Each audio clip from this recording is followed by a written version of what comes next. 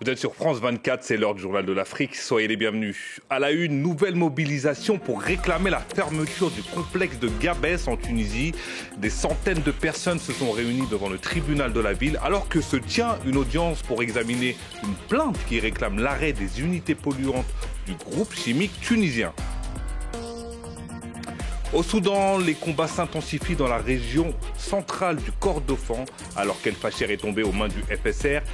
Des milliers de civils ont fui la ville du Nord Darfour et se retrouvent dans des camps de déplacés comme à Al-Afad, où ils tentent d'oublier les atrocités subies à El Fasher. Enfin, on vous emmènera au Nigeria à la découverte de nouvelles industries créatives, jeux vidéo, réalité augmentée ou encore innovation de la mode. Ces œuvres numériques sont imaginées et fabriquées par des créatifs basés à Lagos, qu'a rencontré notre correspondant. Le reportage en fin d'édition. On ouvre ce journal à Gabès, en Tunisie, où des centaines de personnes ont manifesté ce jeudi devant le tribunal de la ville. L'audience du jour se penchait sur une plainte qui réclame l'arrêt des unités polluantes du groupe chimique tunisien, rendu responsable de dizaines d'intoxications depuis le début de septembre. Des images commentées par Emily Boyle. Des centaines de manifestants se sont rassemblés devant ce tribunal dans le sud de la Tunisie. C'est la dernière d'une série de manifestations réclamant la fermeture d'une usine chimique accusée d'être à l'origine de centaines de cas d'empoisonnement. Après avoir déposé une plainte officielle, ces manifestants affirment que la justice ne peut plus attendre.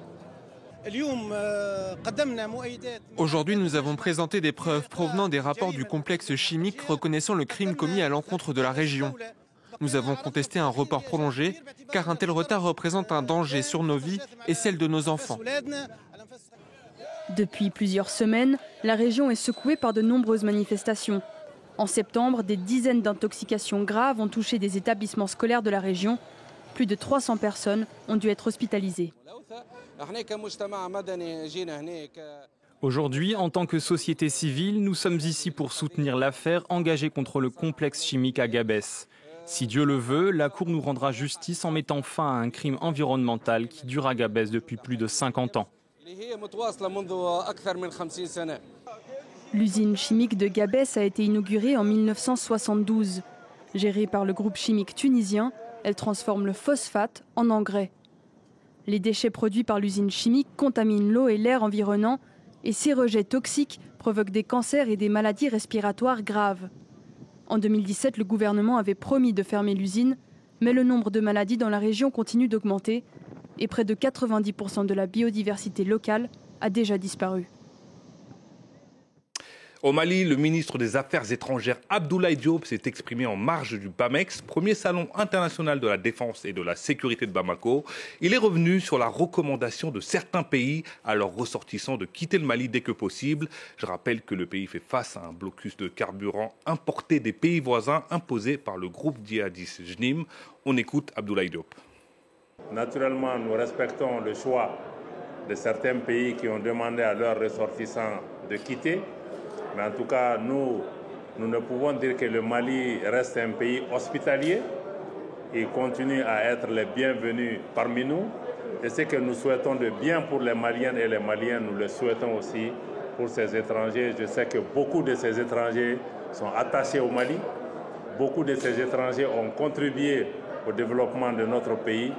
Et je voulais, au nom des hautes autorités du pays, exprimer toute notre gratitude pour ceux qui ont traversé ces moments difficiles avec nous. Le Mali est debout, il y a des difficultés, il y a eu des perturbations du système d'approvisionnement. À un moment, l'État s'est organisé, a mis en place un plan stratégique pour reprendre l'approvisionnement, pour assurer la sécurité des convois et plus généralement intensifier des opérations militaires pour la sécurisation du pays. Et progressivement, vous voyez que des centaines de camions arrivent par jour pour reprendre l'approvisionnement de Bamako et d'autres localités. Et nous allons maintenir ces efforts. Et à noter tout de même que les écoles fermées depuis le 27 octobre à cause de la crise du carburant ont rouvert lundi et que des camions-citernes ont pu arriver jusqu'à Bamako sous escorte militaire. De quoi soulager les habitants pourvu que ça dure. Direction le Soudan où on apprend que les paramilitaires des FSR sont approvisionnés en carburant illicite par les forces du maréchal Khalifa Haftar. C'est ce qu'affirme le rapport d'une ONG américaine, The Sentry, une aide de l'homme fort de l'Est libyen par loyauté envers les Émirats alliés des forces de soutien rapide. Et on reste au Soudan où les combats s'intensifient, notamment dans la région centrale du Kordofan. Depuis qu'El Fasher est tombé aux mains des FSR, des milliers de civils ont fui cette ville du nord Darfour. Beaucoup se sont rendus dans un camp déplacé du nord du pays, le camp d'Al-Afad. Il témoigne de l'atrocité à El Fasher, le récit de Serine Bey. Loin des attaques de drones et de mortiers, ces Soudanais ont retrouvé le calme et la paix. Dans ce camp de déplacés à Al-Daba, ils ont pu être pris en charge et nourris quotidiennement, eux qui souffraient de malnutrition à El Fasher. Cette ville du nord Darfour est contrôlée par les forces de soutien rapide depuis le 26 octobre. D'anciens habitants racontent l'horreur dont ils ont été témoins. Les routes étaient terrifiantes à cause des corps. Des corps d'adultes et d'enfants, ainsi que leurs vêtements, leurs effets personnels et leurs papiers jonchaient la chaussée. Cela ressemblait à une scène de film d'horreur. Ce lieu a été spécialement conçu pour accueillir des milliers de personnes qui ont fui El Fasher. Près de 90 000 civils ont quitté la ville et ses environs depuis fin octobre. Agressions sexuelles, massacres brutaux et à grande échelle. L'ONU constate une escalade des violences ces 2 dernières semaines à El Fasher, ce que confirment ces déplacés. Nous avons tout vu, vols, meurtres, cadavres dans les rues. Des familles entières ont été décimées, certaines ont perdu 2, 3, 4 membres, et ainsi de suite. Chaque jour, on entendait parler de disparition, avant d'apprendre que ces personnes avaient été assassinées. Le Soudan subit aujourd'hui la pire crise humanitaire au monde. La directrice de l'Organisation internationale pour les migrations a lancé un appel ce jeudi. Elle réclame la mise en place de couloirs humanitaires afin de pouvoir apporter une aide vitale aux habitants du Soudan. On en vient au verdict du procès de Sylvia et Nourdine Bongo, épouse et fils du président gabonais déchu Ali Bongo. La Cour criminelle spéciale de Libreville les a condamnés par contumace à 20 ans de prison et à de lourdes amendes.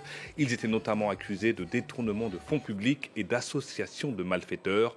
On écoute quelques réactions au micro de notre correspondant à Libreville, Ismaël Obiangze. Ce procès s'est déroulé selon les dispositions du Code de procédure pénale. L'article 257 prévoit que lorsque les accusés sont absents, lorsqu'ils ne comparaissent pas, ils sont jugés selon la procédure de contumace. Ils n'ont pas fui la justice, ils ont fui la vérité. Nous avons démontré que ce duo qui a pillé le pays, que le préjudice s'élève à la somme de 4 402 milliards de francs CFA. Nous avons cité les banques parce que nous avions des historiques, les extraits de comptes. Ce procès remet au goût du jour le sempiternel problème de l'indépendance de notre justice. Parce que nous, en tant qu'acteurs de la société civile, nous voulons qu'au sortir de ces procès, il y ait des réformes profondes sur le système judiciaire. Que nos magistrats ne puissent pas engager des poursuites selon des têtes, comme si c'était un jeu de cartes, mais que la justice reste indépendante, que tout le monde saura répondre de ses actes devant la loi. Malheureusement, nous avons l'impression que c'est le cas, que les têtes ont été choisies. Parce que nous sommes tous au Gabon, nous connaissons les réalités de notre pays, que malheureusement la justice n'est pas allée au-delà de ce que nous attendons d'elle. En bref, et dans le reste de l'actualité, Google prêt à verser 40 millions de dollars aux médias sud-africains. Annonce faite par l'autorité de la concurrence du pays qui reprochait au géant californien de défavoriser les médias locaux. Tout est parti d'une conclusion d'un rapport suite à une enquête de 16 mois qui a révélé que les recherches Google privilégient l'actualité internationale au détriment des médias locaux. Une somme qui va soulager les médias sud-africains en difficulté à l'ère du numérique. L'Afrique du Sud, toujours pour toute autre chose, le pays envisage de se porter candidat à l'organisation des Jeux Olympiques et Paralympiques de 2036 ou 2040. Annonce faite ce jeudi par le gouvernement sud-africain qui rêve d'être le premier pays du continent à accueillir l'événement. Ils espèrent ainsi effacer l'affront de 2004 lorsque la ville du Cap n'avait pas été choisie au profit d'Athènes en Grèce. Enfin, le mini-tournoi qualificatif à la Coupe du Monde 2026. Les matchs ont lieu au Maroc. Lors de la première demi-finale, le Nigeria a battu le Gabon 4-1 après prolongation. Les Super Eagles peuvent remercier leur buteur star Victor Osimhen, auteur d'un doublé. La finale africaine aura lieu ce dimanche. Le vainqueur, ira dans un autre mini-tournoi de barrage intercontinental de 6 équipes qui se tiendra, lui, en mars prochain.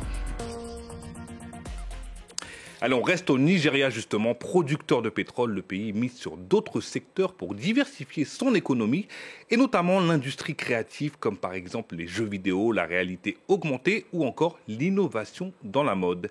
Et bien souvent, ces œuvres numériques sont imaginées et fabriquées par des créatifs basés à Lagos. Voyez ce reportage de notre correspondant Moïse Gomis. En Afrique, Hugo Obi est un des pionniers des jeux vidéo pour smartphone. En 2024, son entreprise Malio Games signait une licence avec les studios Disney. Inspiré par le boom de la musique nigériane, ce quadragénaire exige de ses créatifs des productions de très haute qualité. Nous ne prenons rien pour acquis. Nous devons prêter attention aux détails, nous devons respecter les normes mondiales, penser à notre base de joueurs, pas seulement à nos concitoyens ici, mais aux gens du monde entier. Comme Hugo, Uche Anishu Oba a installé son studio de création à Lagos. Ce trentenaire excelle dans l'animation 3D et la réalité virtuelle. Actuellement, il crée un monde immersif numérique en faisant dialoguer des personnages du passé avec des personnes bien réelles grâce à l'intelligence artificielle. L'idée, c'est de rêver, de pouvoir faire ce que l'on aime et d'avoir une création en tête, de disposer des outils et des connaissances techniques nécessaires pour concrétiser ses rêves. Et quand tout fonctionne, le résultat est tout simplement incroyable. Avec 2500 sorties chaque année, Nollywood est l'une des locomotives des industries créatives au Nigeria. Emma Edochio appartient à une nouvelle vague de cinéastes nigérians. Cette génération redéfinit le standard des films produits dans le difficile contexte de Lagos, des productions désormais projetées en salle de cinéma et davantage compétitives dans les festivals internationaux.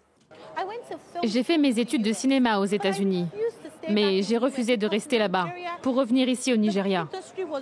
L'industrie est ici en pleine croissance et il m'a été très facile de percer dans le secteur. Alors oui, nous avons des problèmes systémiques, mais il y a une soif de nouveaux talents et d'innovation.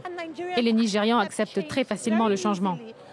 En 2023, les industries créatives et culturelles ont contribué au produit intérieur brut à hauteur de 200 millions de dollars. Et malgré le déficit d'infrastructures et de financement, ce secteur emploie plus de 4 millions de personnes. Et si la bataille mondiale pour les minerais stratégiques se jouait désormais en Afrique, sur la côte sud du Kenya, une petite colline de 3,6 km², Mrima, il est devenu l'un des nouveaux champs de confrontation entre Washington et Pékin. Les États-Unis tentent de briser l'avantage chinois sur les terres rares, ces ressources indispensables dans l'industrie de l'électronique et de la défense. Regardez ce sujet fait par Nina Masson. Dans la région de Kwale, dans le sud du Kenya, une forêt d'à peine 4 km² qui abrite un trésor évalué à plus de 60 milliards de dollars. Au centre des intérêts, le niobium, un minerai utilisé pour renforcer l'acier et convoité de très près par les grandes puissances. Depuis plusieurs mois, des visiteurs et investisseurs américains, chinois et australiens se succèdent sur le site. Un balai qui inquiète les habitants sur place. J'entends dire qu'il y a ici des minéraux très précieux qui pourraient subvenir aux besoins de tout le Kenya, valant des trillions de shillings. Pourquoi devrions-nous souffrir s'il y a des minéraux précieux ici à Mrima? Pourquoi devrions-nous mourir pauvres alors que nous avons des minéraux? En 2019, le Kenya a gelé les nouvelles licences minières après des scandales de corruption et des dégâts environnementaux. Mais la décision de Pékin de réduire ses exportations de terres rares a changé la donne. Nairobi y voit une opportunité économique, tout comme Washington qui cherche à briser le quasi-monopole chinois sur ses minerais. Alors à quel point le Kenya est-il riche? Je dirais que c'est comme dans d'autres parties du monde. Cela dépend de la richesse que nous voulons lui donner. Cela dépend de si nous mettons en place des mesures pour attirer le bon type d'exploitation minière dans ce pays. Mais tant que ces minéraux restent dans le sol, ils ne sont utiles à personne. Mais pour les habitants, la forêt n'est pas qu'un gisement. Elle nourrit, soigne et protège. Ils redoutent d'être déplacés si l'exploitation commence. Le gouvernement espère multiplier par 10 le poids du secteur minier d'ici 2030. C'est donc aussi sur cette petite colline que se joue l'avenir de toute une communauté. Et c'est la fin de cette édition. Merci de nous avoir suivis. Restez sur France 24. L'information continue.